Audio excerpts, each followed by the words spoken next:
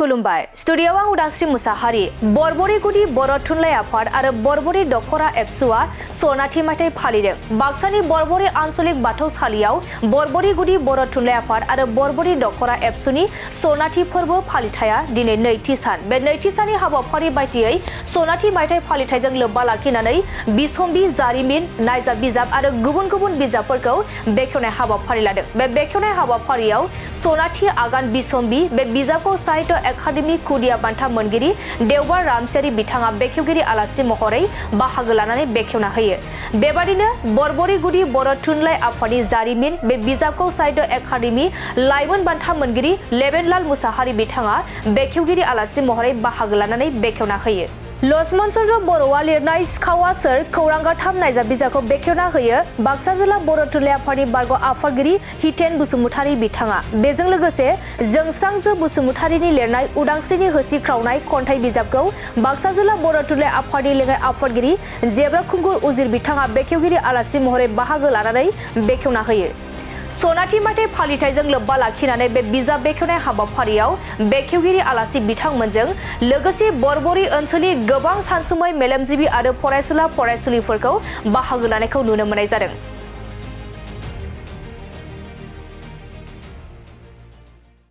थारैनो आं गोजोननाय मोनदों होननानै आं बुंनो नांगोन।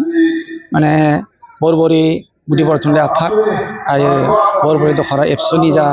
सनाथि फोरबो फालिथाय बे हाबाफारिया जोबोर मोजाङैनो जादों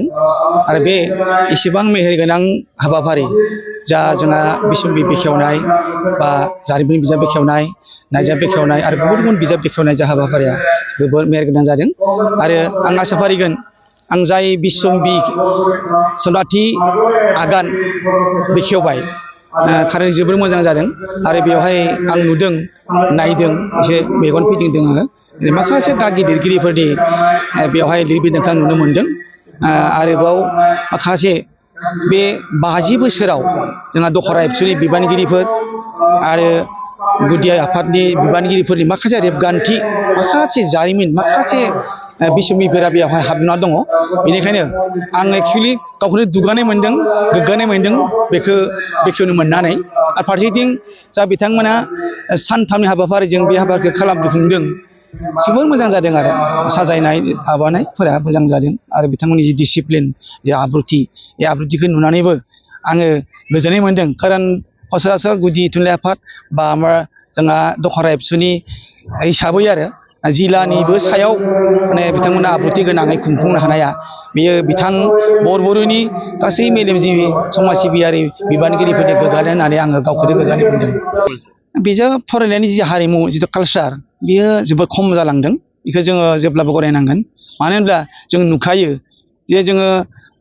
हाजारसे बिजाब सेबखाङोब्ला बोसोरनां खालनां फाननानै जों फानजोबनो हाया। दिनै आंनि जा साहित्य एकाडेमि बान्था मोनबाय लांदां बखालि गथ' बिजाबा हाजारसे सेबखांदोंमोन दाबो फानजोब जायाखै 20आवनो सेबखांजानायमोन। बेफोरखौ नोजोर होयोब्ला जों नुयो जे जोंनि गेजेराव जों बिजाब फरायहोनायनि जिथु माने आबहावा बेखौ जोङो सोरजिनो हायाखै होननानै बुंनो नांगोन। आरो बेखौ जुदि खालामनो गोनांब्ला जों मोनफ्रोमबो दखरायावनो मोनफ्रोमबो आन्चलिकफोरावनो जोङो जिथु बिजाब मेला ग्रन्थ मेला खुंनायनि जों राहा खालामनांगोन आरो मोनफ्रोमबो जायगाफोरावनो जों रिडार्स फराम बे मोनसे माबाया जोंनो फैयाखै आरो बे मोनसे कालसारा जोंनो फैयाखै आरो बेबो मोनसे नांबावगौ मा आड्डा जोंहा थुनलाइनि आड्डा थायोब्ला बिजाब फरायनाय हुदाखौ जों सोरजिनो हायो आरो बे बेलायाव जोङो मोनफ्रोमबो दखरा एबसुआनो जा बा जोंहा गुदि थुनलाइ आफादनि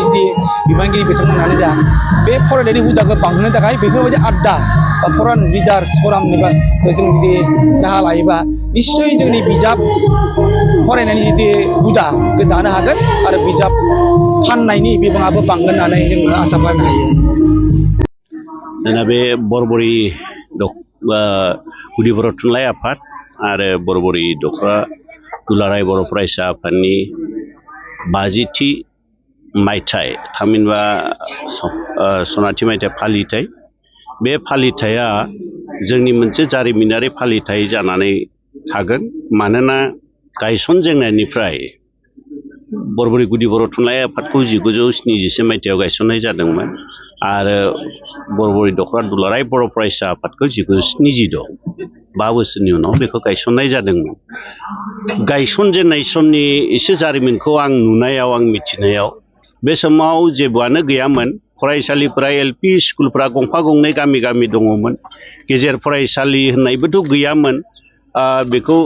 एमभि स्कुलानो इयाव देरसिन स्कुल बायदि जानानै दङमोन बेखौ 1965 मायथाइयाव माबानिफ्राय लाबोनानै बरिमाखानिफ्राय लाबोनानै बेखौ जोंनि बरबरि ओनसोलाव गायसननाय जादों एलपिनि फरायसाफोरखौ फरायनायनि सुबिदा होनो थाखाय बेनि उनाव मोनसे मा जाबाय बेयाव गोजौ फरायसालि नांगौ साननानै बे फरायसालि गायसननायनिबो मानसिफोरा सानसुमैफोरा सानबाय बेवहाय कामाख्या प्रसाद बसुमतारी बिथाङा दा जोंनि गेजेराव गैलिया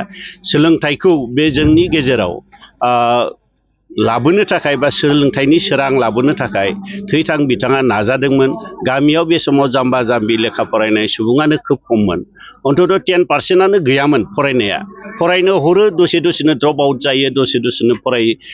गावबा गावनि गथ'फोरखौ फरायसालियाव हगार हरा सोरहाबा खामानि मावनांगौ सोरहाबा हालेवनांगौ माबा दाहोना मोरखिया दोननानै जानांगौ बे मेन्टेलिटिनि मानसिमोन नाथाय कामाख्या प्रसाद बसुमतारी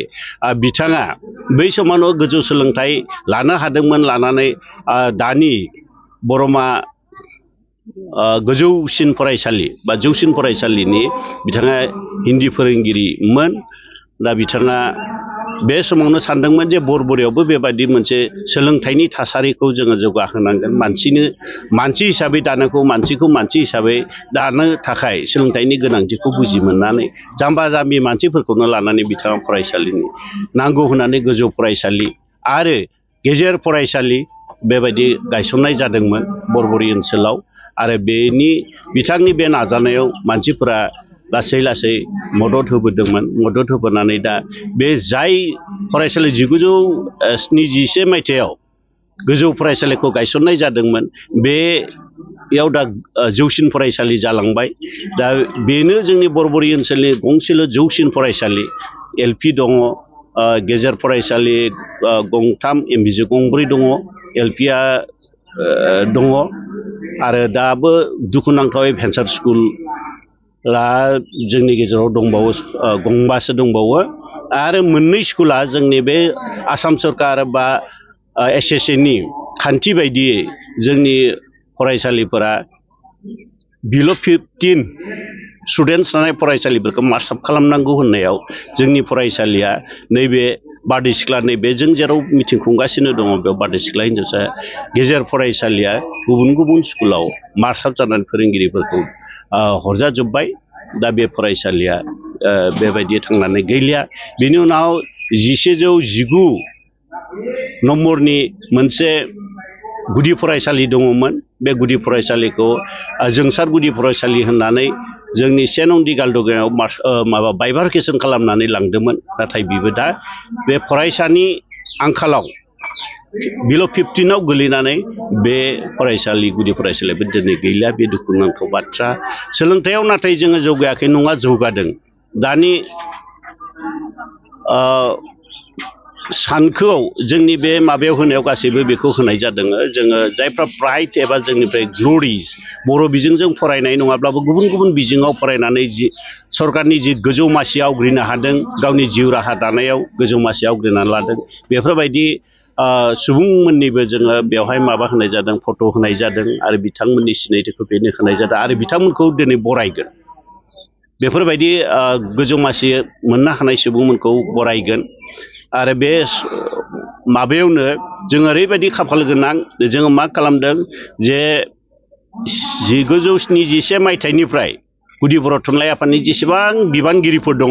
जायफ्रा दिनैसिम थांना दङ जायफ्रा दिनै गैलिया बिथांमोननि न'खरखौ निबो सुबुंखौ लानानै जोङो मान बावदों आरो मोनसेया जाबाय